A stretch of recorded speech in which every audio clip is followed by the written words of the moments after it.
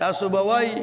چې د کب په باره کې د رسول الله صلی الله علیه وسلم وینا شته چې هغه مبارک په خپل کب خوړلی یا کب ته حلال ویلی او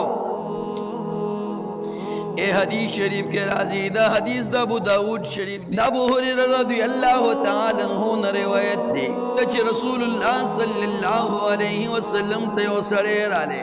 تپوسی تو کو یا رسول اللہ صلی اللہ علیہ وسلم مونږ په سمندر کې سفر کوو لګي شانته وبمزان سره د کله دو پارا ساتلی وی ایکو پدی باندې او دسکو نو بیا د سکلو برا سره ختميږي قربان زمون د پاره سو حکم دی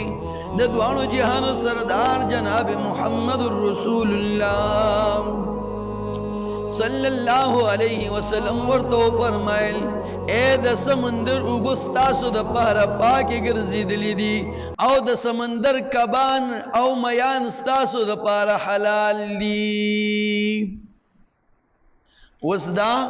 چې رسول الله صلی الله علیه وسلم بخبل ته خوراک کړي کنا